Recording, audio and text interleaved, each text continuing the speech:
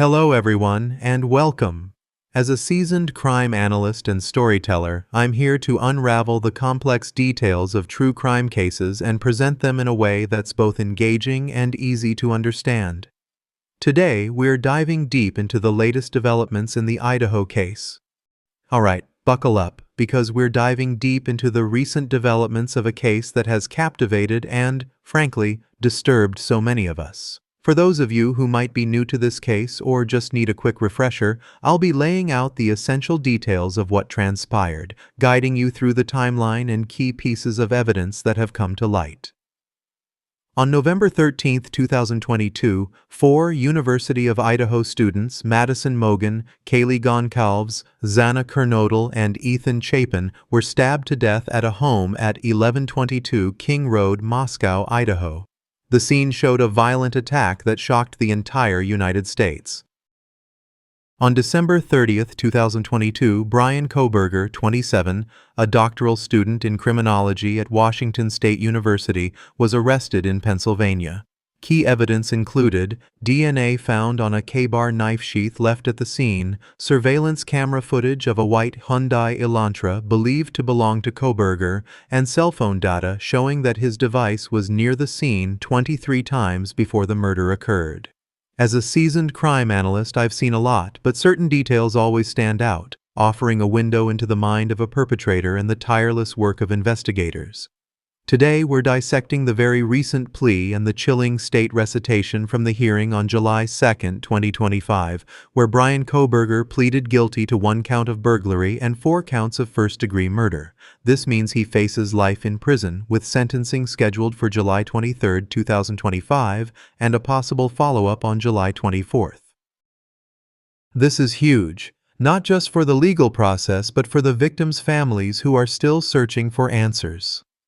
Unpacking the state's narrative. New details emerge. Many of us, including the victims' families, have been desperate for more information, for the why and the how.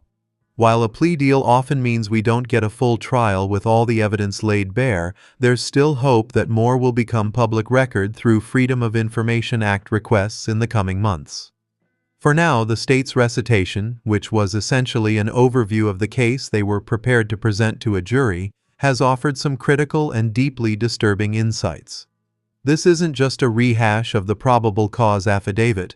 As prosecutor Bill Thompson himself noted, the organization of this recitation was different, and it brought a few previously unknown details to light that I believe are crucial to understanding the full scope of this tragedy. Let's break down exactly what prosecutor Bill Thompson revealed during that pivotal hearing, because even if it wasn't a full trial, there were definitely some new tidbits that caught my attention, and I think they'll catch yours too, shedding new light on the methodical nature of this alleged perpetrator. A timeline of calculated actions, from purchase to presence. The state's evidence, as laid out by Bill Thompson, paints a deeply disturbing picture of cold, calculated premeditation and a chilling timeline that predates the murders by many months. Here's what we learned, in the order it was presented. Back in March 2022, a significant detail emerged. While still residing in his parents' residence in Pennsylvania, Bryan Kohberger allegedly purchased a K-bar knife, its accompanying sheath, and a sharpener online. What makes this particularly unsettling is that he used an Amazon gift card, which he had purchased shortly before this transaction. Think about that for a moment. An alleged murder weapon, complete with a sheath and sharpening tools, acquired 8 months before the horrific events of November 2022. This immediately flags as a key piece of evidence, strongly suggesting a plan, or at least a dark intention, was in motion long before the tragic night. Fast forward to late June 2022, the defendant, Mr. Kohberger, made a significant move from Pennsylvania to Pullman, Washington. This location, as many of you know, is strategically right across the state line from Moscow, Idaho. His stated purpose for this move was to pursue a PhD in criminal justice at Washington State University. The state's evidence then indicates a chilling pattern began almost immediately after his arrival. By July 9, 2022, Mr. Kohberger's phone began connecting to a cell tower that specifically serves the area of the 1122 King Road residence in Moscow, Idaho. Now, to be fair, as the prosecutor acknowledged, there are many residences in that area. It's a densely populated college neighborhood. However, the pattern itself is highly suspicious. Between July 9, 2022 and November 7, 2022, just days before the murders, the defendant's phone connected to that particular tower approximately 23 times. And crucially, these connections consistently occurred during the late night or early morning hours, specifically between 10 p.m. and 4 a.m. While the prosecution noted they don't have direct evidence that Kohberger had contact with the King Road residents, the repeated presence of his phone in that specific area at those specific quiet times is undeniably unsettling and strongly suggests a pattern of surveillance or reconnaissance. A crucial traffic stop and the night of November 13th, precision and evasion. Then, on August 22, 2022, a seemingly routine traffic stop by Lake Tahoe County Sheriff's Deputy Darren Duke around 11 p.m. on the west side of Moscow on Pullman Road became incredibly significant in hindsight. This was Bryan Kohberger's car, which was identified as a 2015 white Hyundai Elantra with Pennsylvania plates. During the course of this stop, Deputy Duke was able to obtain Mr. Kohberger's name, Bryan Kohberger, his phone number, and his apartment address in Pullman. This seemingly minor interaction provided law enforcement with crucial identifying information that would become invaluable down the line. It's almost as if fate, or perhaps a strange twist of circumstance, placed this piece of the puzzle directly into their hands months before the full picture emerged. Now, let's turn our attention to the grim and precise early morning hours of November 13, 2022. The state's evidence would show that in the early morning hours on that day, Mr. Kohberger's phone left his Pullman residence, specifically the Steptoe Apartments, which are located in the north-central northwest part of Pullman. Crucially, that phone was then subsequently turned off at approximately 2:54 a.m. and remained off until about 4:45 a.m. on Sunday, the 13th of November. This dark period in the phone's activity is a classic red flag in investigations, often indicating a deliberate attempt to avoid being tracked. But the digital trail wasn't entirely lost. The state's evidence includes video surveillance. A surveillance camera from a business on the Moscow-Pullman highway just across the state line captured a vehicle matching the description of the defendant's Hyundai Elantra entering Moscow at approximately 3:02 a.m. This is just minutes after his phone went dark. Investigators then meticulously compiled surveillance footage from various businesses and residences.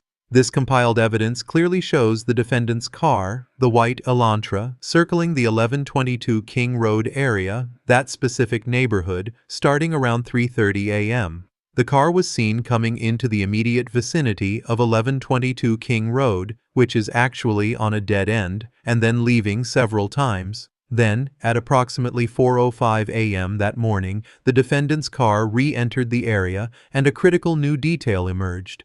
The state's evidence would show that the car came back and parked behind and above the 1122 King Road residence. This is a precise parking location we didn't know before, suggesting a deliberate and strategic positioning, perhaps to remain out of direct sight of the street. The unthinkable act and lingering questions. A brutal confrontation. The state believes that its evidence would then show the defendant entered the residence of 1122 King Road through the kitchen sliding door on the backside of the residence. This is the side of the house that would face the area above where his car was parked, further supporting the idea of a planned entry point. Once inside, the narrative takes a chilling turn. The defendant allegedly entered the residence, ascended to the third floor, and, using a knife, tragically killed Madison Mogen and Kaylee Goncalves.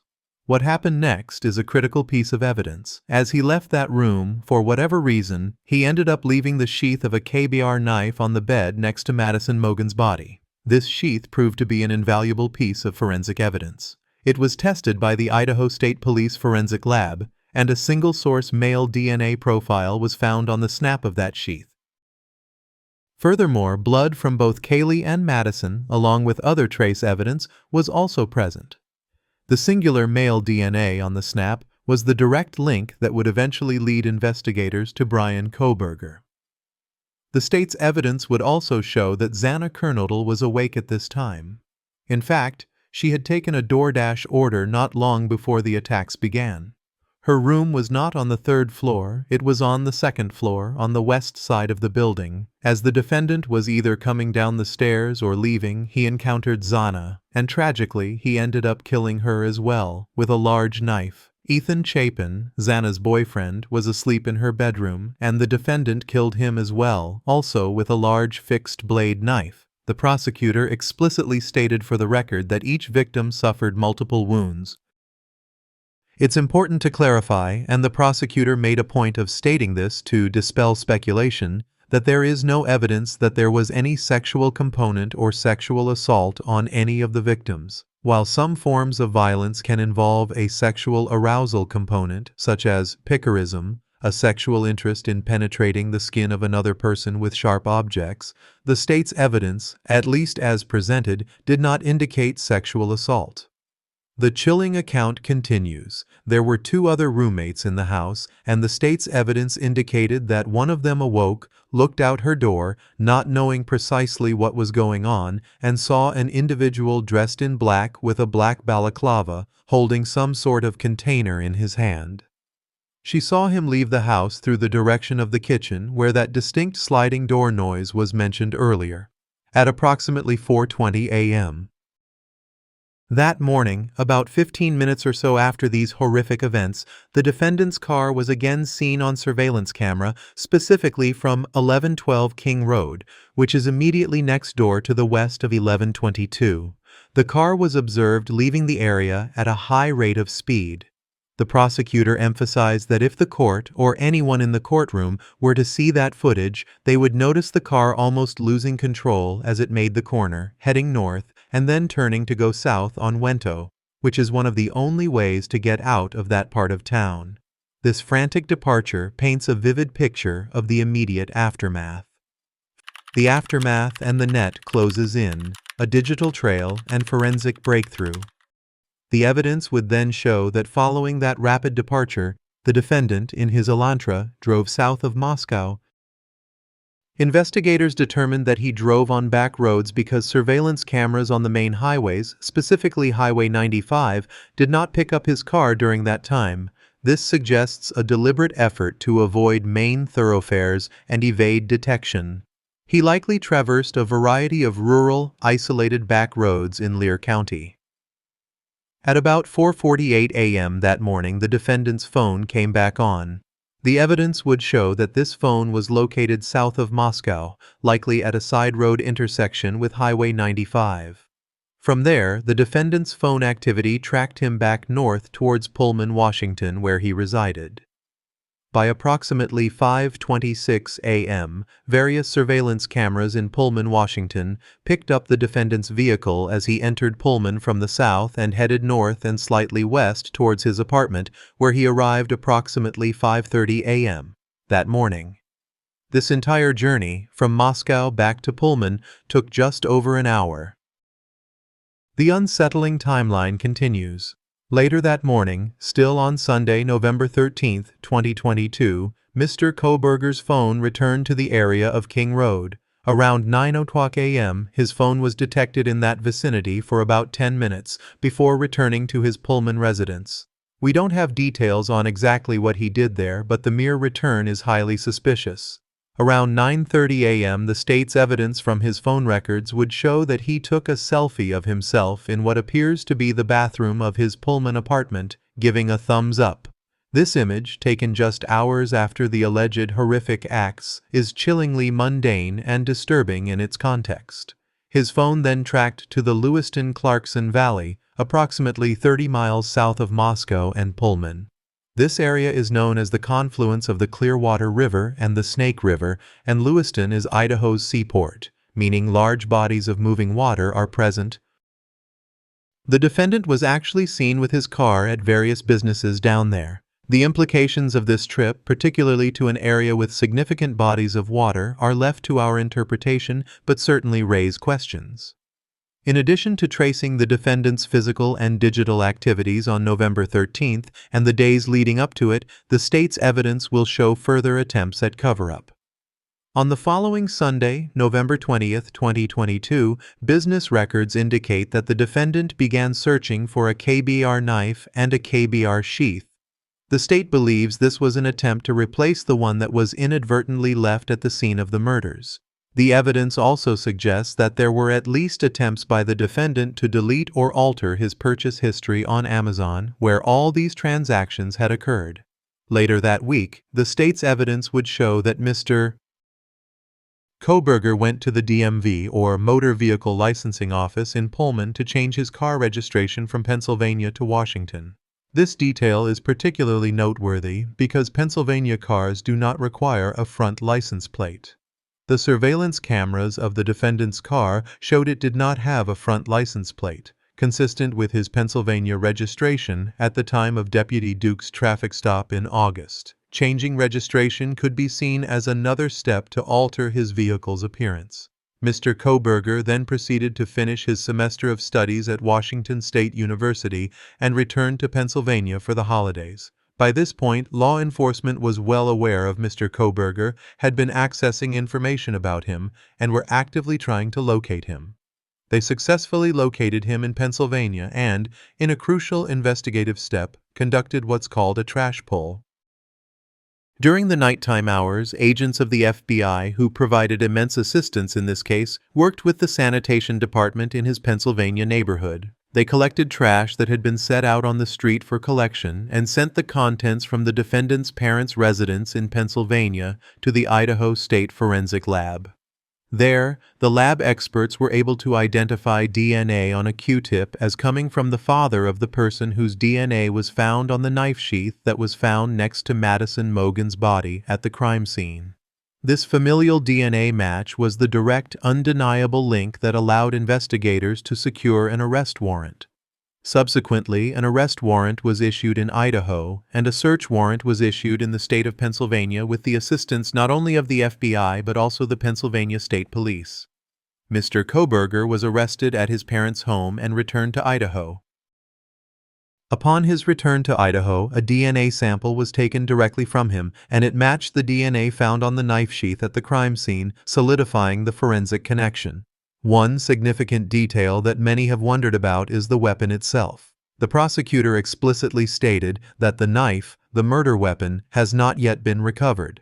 Investigators did search the defendant's apartment in Pullman, as well as his office, but virtually nothing of evidentiary value was found. The apartment was described as Spartan, meaning very little was there. This, of course, was 6 to 8 weeks after the time of the killings, giving ample time for anything to be removed. However, the defendant's car was seized. It had been meticulously cleaned inside, almost disassembled internally, and a bucket of cleaner was found right beside it. As many of us know from our own cars, those compartments in the doors and other areas always seem to accumulate some dirt, but in Kohberger's car they were spotless. The state would have presented this meticulous cleaning as part of the defendant's plan to cover up this heinous crime. This level of planning and attention to detail aligns with the fact that the defendant had studied crime extensively. He even did a detailed paper on crime scene processing during his pre-doctoral studies. He possessed that knowledge and skill, which tragically he appears to have tried to apply to his own alleged criminal acts. The prosecutor's final statement: intent and outcome. In his final remarks during the hearing, Prosecutor Bill Thompson summarized the state's position. He stated, "Your Honor, at the end, the state submits the evidence that I've given just a quick overview of, and that to present in court would consume weeks, which the state is prepared to do and has been prepared to do, would show that as the defendant has just admitted and pleaded guilty on November 13th of 2022, and then he continued, Mr. Kohberger entered the residence of 1122 King Road in Moscow, Idaho. He did that with intent to kill. We will not represent that he intended to commit all of the murders that he did that night, but we know that that is what resulted and that he then killed intentionally, willfully, and deliberately with premeditation and with malice of thought, Maddy Mogen, Kaylee Goncalves, Ethan Chapin, and Xana Kernodle. Thank you, Honor. Thank you. This powerful statement underscores the prosecution's belief in Kohberger's intent and the devastating outcome. This case has been a complex web of forensic evidence, digital footprints, and chilling details. The state's recitation, though an overview, provided a crucial look into the prosecution's theory of the case, revealing a pattern of calculated actions leading up to and following the tragic events. What are your thoughts on these detailed revelations? Did anything in particular stand out to you, or did any new information change your perspective on the case? Let me know in the comments below, and let's continue to discuss this as we await the upcoming sentencing. Stay safe, and I'll see you in the next analysis. Thanks for watching. Leave your thoughts in the comments and don't forget to subscribe to the channel to receive the latest notifications.